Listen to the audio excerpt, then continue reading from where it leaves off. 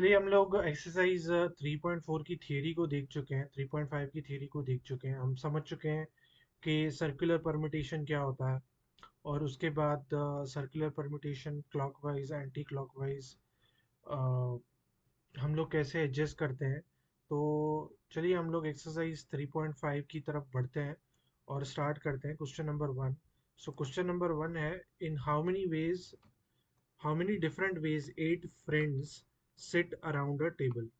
तो यानी कि सिंपल है कि वो सर्कुलर परम्यूटेशन है, तो 8 लोग हैं। तो यूजुअली अगर सर्कुलर परम्यूटेशन होती है तो वो क्या होता है कि 8 - 1 फैक्टोरियल वेज में वो लोग बैठ सकते हैं। ठीक है। अगर ये नॉर्मल होता है तो वो मतलब लाइक इन अ रो बैठना होता तो वो 8 फैक्टोरियल होता, लेकिन क्योंकि अराउंड द टेबल बैठना है तो वो 8 - 1 फैक्टोरियल वेज है। चलिए नेक्स्ट क्वेश्चन की ओर बढ़ते हैं। चलिए नेक्स्ट क्वेश्चन है question number two. A party has 20 participant, find the number of distinct ways for the host to sit with them around a circular table. How many of these would have two specified person on the either side? तो पहले तो कहा जा रहा है कि जो party है उसमें एक होस्ट है ना, एक होस्ट है और 20 पार्टिसिपेंट्स है। अच्छा, भी एक होस्ट और 20 पार्टिसिपेंट, तो यानी कि टोटल 21 लोग हैं, राइट। और 21 लोगों को अराउंड द टेबल बैठना हो तो वो होगा 21 - 1 फैक्टोरियल, यानी कि 20 फैक्टोरियल। ओके। अच्छा, नेक्स्ट क्वेश्चन है, how many of these veg would have the specified person on the either side of the host. तो अब देखिए, मान लीजिए ये होस्ट है और जो व्यक्ति बैठना चाहते हैं वो है ए और बी। ठीक है। अब टोटल 20 लोग थे, उसमें से 2 लोग यहाँ बैठ गए। तो अब मान लीजिए 1 से लेकर 18 लोग हैं। तो ऐसे करते करते मतलब 17 और 18 लोग हैं। ठीक है। अब इतनों की अरेंजमेंट्स होनी है और साइड मतलब होस्ट के साथ ए और बी ही चाहिए। ठीक है। तो हम उनको एक यूनिट मान लेते हैं, इस पर्टिकुलर को एक यूनिट मान लेते हैं। ठीक है। अच्छा, और ये जो है टोटल 18 लोग हैं। ठीक है। टोटल 18 लोग हैं, यानी कि 18 यूनिट है। अच्छा, जो अभी 18 यूनिट है तो 18 + 1 19 यूनिट को अगर एक सर्कुलर फैशन में बिठाना हो तो वो होगा 19 - 1 फैक्टोरियल, विच इज 18 फैक्टोरियल। लेकिन साथ ही साथ ये ए और बी वो अपनी पोजीशंस बदल सकते हैं। माने ए जो है वो बी की पोजीशन पे आ सकता है, यानी कि ये दोनों जो है वो अपनी पोजीशंस इंटरचेंज कर सकते हैं। और क्योंकि वो लोग इंटरचेंज कर सकते हैं तो ये हो जाएगा 18 फैक्टोरियल × 2। ठीक है। आई होप आपको ये समझ में आ गया होगा। हम लोग नेक्स्ट क्वेश्चन की तरफ बढ़ते हैं।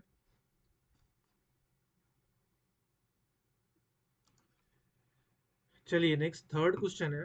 तो थर्ड क्वेश्चन है, delegates from 24 countries participate in a round table discussion, find the number of seating arrangement that two specified delegates always sit together, never together. अच्छा, ये ऑलवेज टुगेदर नेवर टुगेदर के हम लोगों ने प्रॉब्लम सॉल्व किए हैं। तो यूजुअली हम लोग क्या करते हैं, मतलब अगर नेवर टुगेदर निकालना हो तो पहले हम टोटल पॉसिबल वेज निकालते हैं और फिर उसमें से फिर ऑलवेज टुगेदर निकालते हैं। और फिर जब ऑलवेज टुगेदर निकल जाता है तब हम उसमें से माइनस, टोटल में से माइनस कर जा देते हैं, तो हमें मिल जाता है नेवर टुगेदर के टोटल अरेंजमेंट्स। तो वैसा ही कुछ हम ऐसा करेंगे। तो देखिए 24 डेलीगेशंस है। अब 24 लोगों का 24 कंट्रीज पार्टिसिपेट कर रही हैं और उनको राउंड टेबल में बैठना है। ठीक है। तो राउंड टेबल में बैठा जा सकता है 24 - 1 which is equal to 23 factorial. ये टोटल पॉसिबल वेज है। अच्छा, the two people always sit together. तो फिर अगर two people always sit together है तो मान लीजिए इनको मैं बोलता हूँ ए और बी। ठीक है। ए और बी जो है वो साथ में ही बैठेंगे। अच्छा, ए और बी साथ में बैठे, इनको हम 1 यूनिट मान लेते हैं। तो अब 24 में से बच जाते हैं 22। तो यानी कि ये तो हम कह सकते हैं फर्स्ट सेकंड थर्ड, ये टोटल हो जाएंगे, टोटल 21 और ये 22। तो यानी कि 22 लोग एक राउंड टेबल में बैठेंगे। अच्छा, जब ये ए और बी है, ए और बी को हम लोग 1 यूनिट पकड़ लेते हैं, और ये है 22 यूनिट। तो टोटल यूनिट हो जाते हैं 23, तो ये हो जाएंगे 23 यूनिट। लेकिन ए और बी जो है वो अपनी पोजीशंस एक्सचेंज कर सकते हैं, क्योंकि उन्होंने साथ में ही बैठना है। तो ए या बी की जगह ले सकता है, बी ए की जगह ले सकता है। तो वो हो जाएगा 2 फैक्टोरियल। ये क्या हुआ?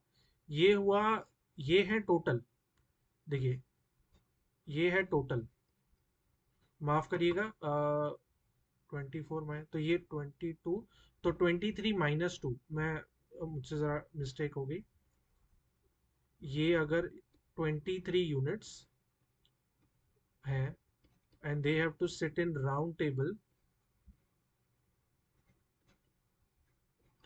तो ये राउंड टेबल में बैठ सकते हैं in how many ways, 22 factorial ways. और जो ए और बी की पोजीशन एक्सचेंज करी जा सकती है, ये 2 फैक्टोरियल है। तो ये है A and B exchanging positions.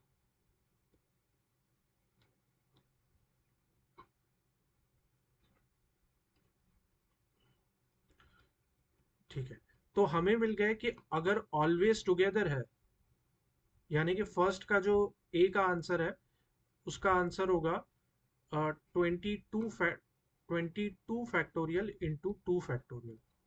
अच्छा, नेवर टुगेदर का क्या आंसर होगा? हम लोग बस इसको टोटल में से माइनस कर देंगे। तो हम लोग ऐसा कह सकते हैं, total is equal to always together plus never together, है ना? इसका मतलब क्या होगा कि मुझे 23 फैक्टोरियल थे और ऑलवेज टुगेदर थे मेरे 22 इंटू 2 फैक्टोरियल।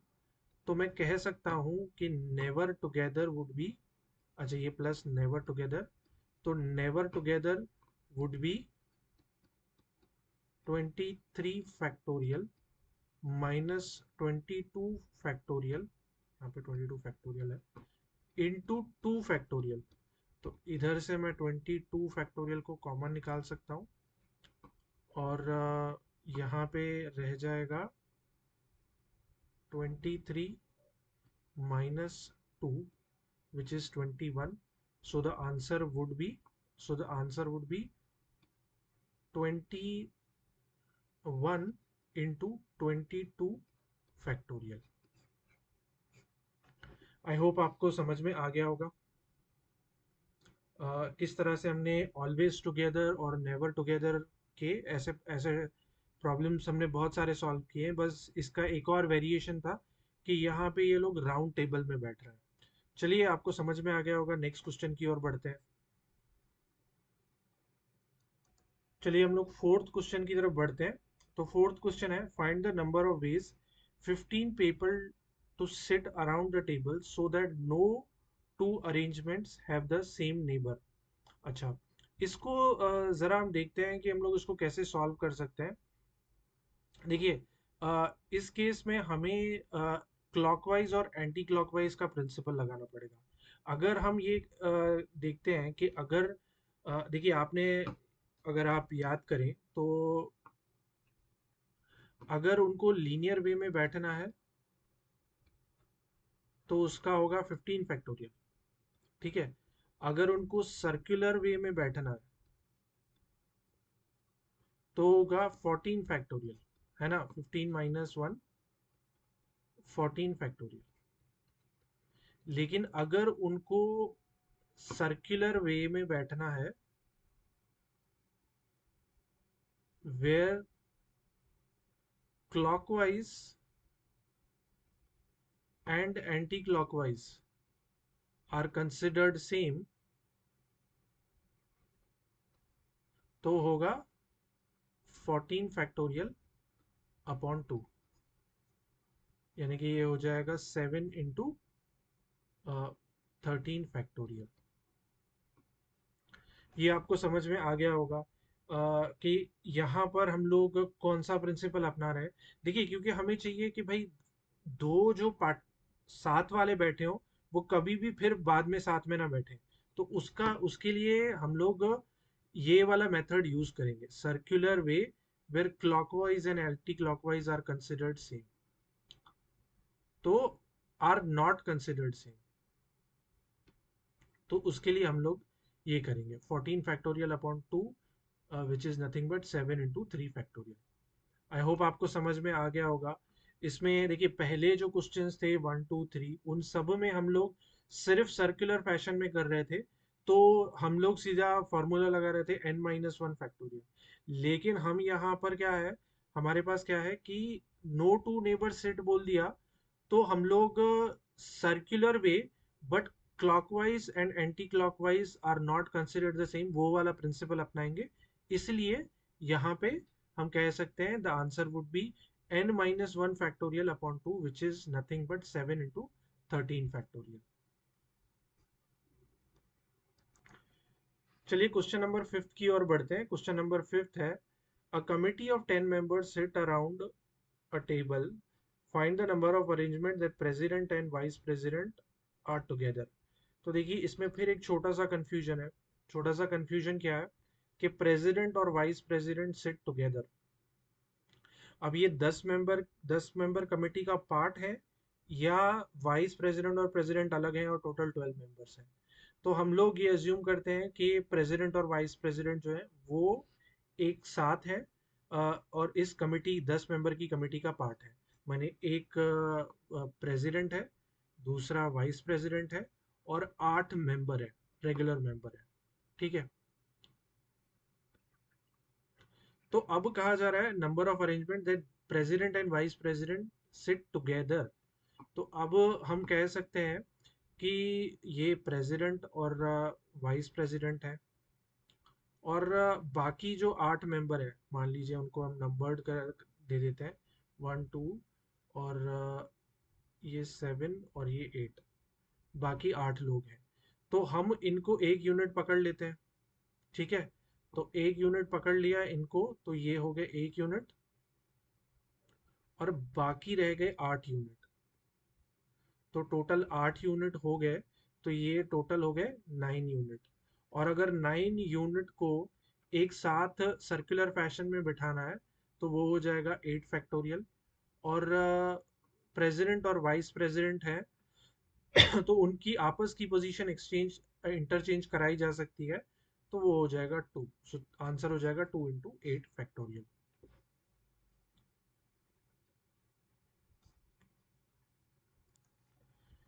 चलिए क्वेश्चन नंबर सिक्स की ओर बढ़ते हैं। क्वेश्चन नंबर सिक्स है, 5 men and 2 women।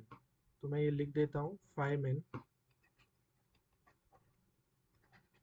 2 women and 1 child sit around the table। Find the number of arrangement where child is seated between the 2 women। अच्छा, देखिए अब कहा क्या जा रहा है कि बिटवीन द 2 वुमेन, तो यानी कि मान लीजिए ये वुमेन है, वुमेन 1, और टोटल 2 ही वुमेन है, तो ये वुमेन 2 है, और ये चाइल्ड है। चाइल्ड ने है दोनों वुमेन के बीच में बैठना है, और बाकी हम लोग जो 5 मेन हैं उनको बाहर बिठा देते हैं, M1 M2 M3 M4 और ये M5। ठीक है। अब क्योंकि ये 5 हैं, तो हम इनको एक यूनिट अज्यूम कर लेते हैं। ये एक यूनिट है, और बाकी 5 यूनिट है। ठीक है। तो टोटल हो जाएंगे ये 6 यूनिट, बरोबर। तो 6 यूनिट है, तो इनको अरेंज करा जा सकता है कितने वेज में, 5 फैक्टोरियल वेज में। ठीक है। और साथ ही साथ वुमेन जो है, ये दोनों वुमेन अपनी पोजीशंस इंटरचेंज कर सकती है। तो क्योंकि वो दो वुमेन अपनी पोजीशन इंटरचेंज कर सकती हैं, तो वो हो जाएगा 2 फैक्टोरियल। तो उसका आंसर आ जाएगा 5 factorial is nothing but 120 into 2 which is equal to 240। तो ये हुआ आंसर ए का। चलिए हम लोग नेक्स्ट सेक्शन माने सिक्स्थ क्वेश्चन का बी सेक्शन देख लेते हैं। तो कह रहा है अब जो पहले था दो वुमेन के बीच में था, अब दो मेन के बीच में है। तो ये चाइल्ड है, ये मैन और ये मैन। ठीक है। अब जैसे हम लोग पहले कर रहे थे, हम इनको एक यूनिट पकड़ लेते हैं और बाकी जो लोग बच जाते हैं, एम एम एम और दो वुमेन, उनको हम बिठा देते हैं, मतलब हम उनको सर्कुलर वे में अरेंज कर सकते हैं। ठीक है। पहले अब इसका देख लेते हैं। फर्स्ट ऑफ ऑल, ये एक यूनिट है और ये 5 यूनिट है। ठीक है। तो ये टोटल अगर 6 यूनिट है, तो 6 यूनिट को कितने वेज में अरेंज करा जा सकता है? 6 यूनिट को अरेंज करा जा सकता है 5 फैक्टोरियल वेज में, है ना, n-1। तो ये हो जाएगा 5 फैक्टोरियल। अच्छा, 5 फैक्टोरियल ये हो गया। लेकिन अब ये जो दो मेन है यहाँ पे, पहले था सिर्फ दो वुमेन थी, तो क्योंकि दो वुमेन थी तो हम आपस में उनको इंटरचेंज कर दिए, और किस्सा खत्म हो गया। लेकिन यहाँ पे अगर 5 मेन है और मुझे उसमें से दो मेन को अरेंज करना है, तो मैं उसको अरेंज कर सकता हूँ 5p2 वेज में, राइट। तो इसका आंसर हो जाएगा 5 फैक्टोरियल इज 120, और one this is 5 factorial upon 3 factorial. So this is nothing but 120 into 20, which is nothing but 2400। I hope आपको ये समझ में आ गया होगा कि हम लोग सर्कुलर अरेंजमेंट कैसे कर रहे हैं। अगर आपने परम्यूटेशन मतलब permutation with like similar objects, वो अगर अच्छे से प्रैक्टिस कर लिया है तो ये रिलेटिवली बहुत इजी होगा। ठीक है। बस आपको सर्कुलर अरेंजमेंट का फॉर्मूला और circular arrangement with clockwise and anti clockwise considered the same, ये दो फॉर्मूलाज अगर आप याद कर लेते हैं और समझ लेते हैं कि ये क्यों है, तो ये मतलब प्रॉब्लम्स बहुत ज़्यादा इजी हो जाएंगे आपके लिए। और मतलब जो सीईटी है या जेई है, इनमें ये बहुत स्कोरिंग हो सकता है। तो आप इस बात का ध्यान रखिएगा। चलिए हम लोग सेवेंथ क्वेश्चन की ओर बढ़ते हैं। ओके। चलिए हम लोग सेवेंथ क्वेश्चन की ओर बढ़ रहे हैं।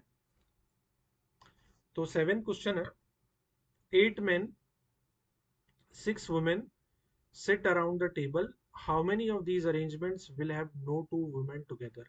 अच्छा, इसके इसको करने से पहले मैं आपको पहले क्या करता हूँ। मान लीजिए ये सर्कुलर अरेंजमेंट नहीं है और ये जो है वो एक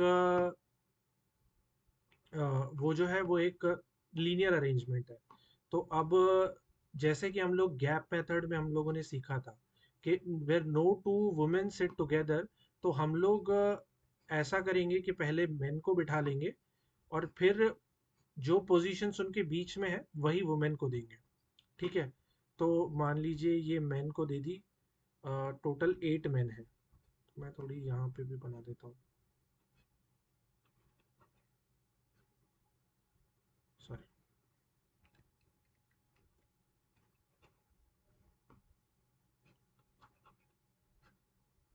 1 2 3 4 5 6 7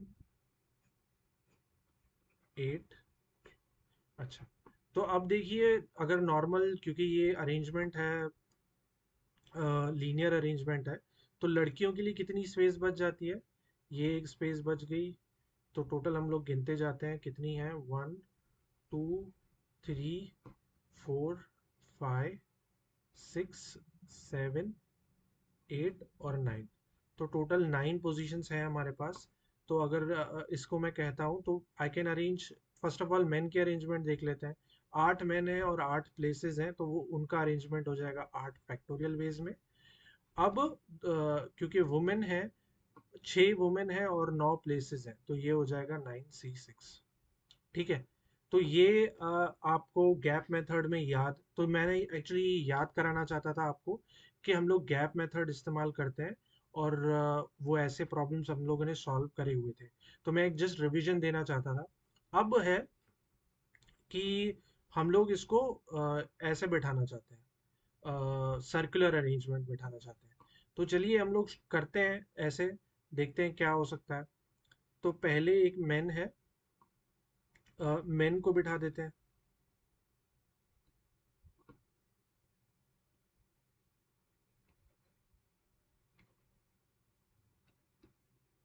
1 2 3 4 5 6 7, ये 8 हो जाएगा। ठीक है, तो 8 मेन यहाँ पर बैठे हैं। और 8 मेन है, मुझे 6 वुमेन को बिठाना है। तो उनके बीच में गैप्स कितने हैं, गैप्स को हम लोग देख लेते हैं। ठीक है, तो ये एक गैप है, ये दूसरा गैप है, ये तीसरा गैप है, चौथा गैप है, पांचवा, छठा, सातवां और आठवां गैप। ठीक है। अ, अच्छा, तो टोटल हमारे पास लोग कितने हैं? टोटल हमारे पास लोग हैं 8 + 6 विच इज 14। तो 14 लोग साथ में बैठने वाले हैं। लेकिन ये जो है, मेन की पोजीशन फिक्स है। तो मेन की जो पोजीशन फिक्स है, क्योंकि ये सर्कुलर अरेंजमेंट में बैठे हैं ये लोग, तो वो 8 फैक्टोरियल बेस में बैठे हैं। ठीक है, सॉरी, 8 है तो इनकी सर्कुलर अरेंजमेंट, क्योंकि ये अब क्या कहते हैं कि लीनियर अरेंजमेंट नहीं है, तो ये हो जाएगी 8 - 1 factorial, which is nothing but 7 factorial. तो 7 फैक्टोरियल वेज में मेन बैठे हैं। और हमने पोजीशंस कितनी गिनी? 1 2 3 4 5 6 7 8। और तो हमारे पास हो जाएंगी 8 पोजीशंस। और 8 पोजीशन में हमें 6 वुमेन को बिठाना है। Sorry, 8 P6। राइट, तो ये हो जाएगा 7 factorial into 8 factorial upon 6 factorial. तो ये हो जाएगा, तो ये हो जाएगा 7 × 8 फैक्टोरियल। आई होप आपको समझ गया होगा। तो मैंने आपको पहले समझाया कि पहले गैप मेथड कैसे इस्तेमाल करना है, और फिर सर्कुलर अरेंजमेंट में गैप मेथड को कैसे इस्तेमाल करना है। आई होप आपको समझ में आ गया होगा। चलिए हम लोग 8th क्वेश्चन देख लेते हैं। तो ये है 8th क्वेश्चन की ओर आ जाते हैं। तो ये कह रहा है 3 men and 3 women sit around the table so that exactly 2 women are together। ठीक है, तो अगर हम लोग 2 वुमेन को हमें बिठाना है, तो पहले वुमेन, 2 वुमेन को साथ में बिठाते हैं, उनके अराउंड 2 मेन को बिठा लेते हैं। ठीक है, अब इनको एक यूनिट पकड़ लेते हैं हम लोग। ठीक है, और बाकी जो मेन बच गए, एक मेन बचा, एक वुमेन बची। ठीक है, अगर ऐसे टाइप का अरेंजमेंट है, तो हम फॉर श्योर कह सकते हैं कि हमारे पास कितने वेज होंगे। इसको एक यूनिट में ही करना है, माने एक यूनिट होगा और ये 2 यूनिट हो जाएंगे। तो टोटल कितने यूनिट हुए मेरे पास? टोटल 3 यूनिट हुए। और अगर 3 यूनिट्स को सर्कुलर फैशन में बिठाना है, तो कितने बेस में बिठा सकते हैं? 2 फैक्टोरियल बेस में। अच्छा, लेकिन अब ये जो यूनिट है, इसमें थोड़ी सी कॉम्प्लिकेशन है। अब यहाँ पे 2 वुमेन आउट ऑफ 3, क्योंकि देखिए 3 वुमेन है, can be arranged in 3 P2 ways।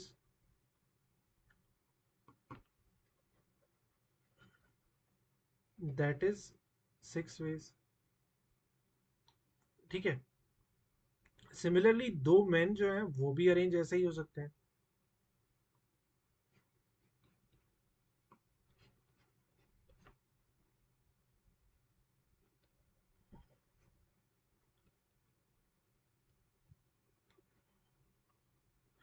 और अगर ये 6 हैं, ये 6 हैं, और ये 2 फैक्टोरियल है, तो इट विल बी 6 × 6 × 2।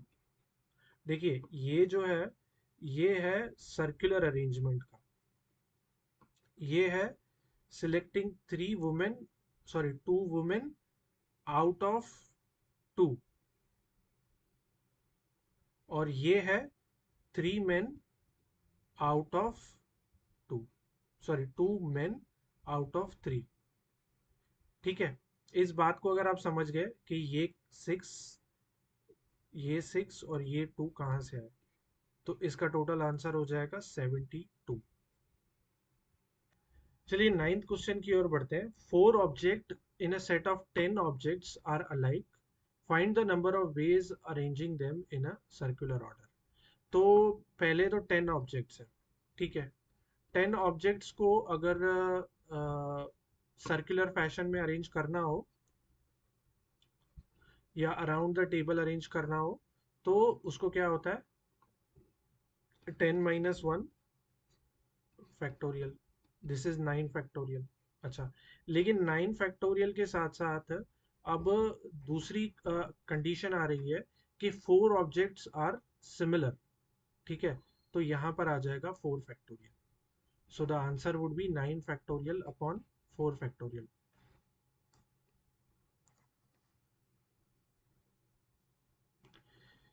चलिए नेक्स्ट क्वेश्चन है।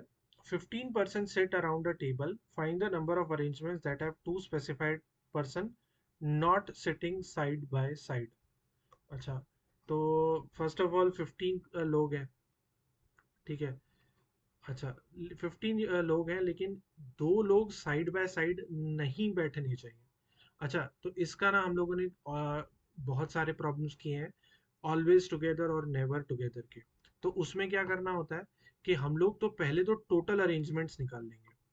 ठीक है, तो टोटल अरेंजमेंट्स कितनी होंगी, वो होंगी 15 - 1 which is factorial which is 14 factorial.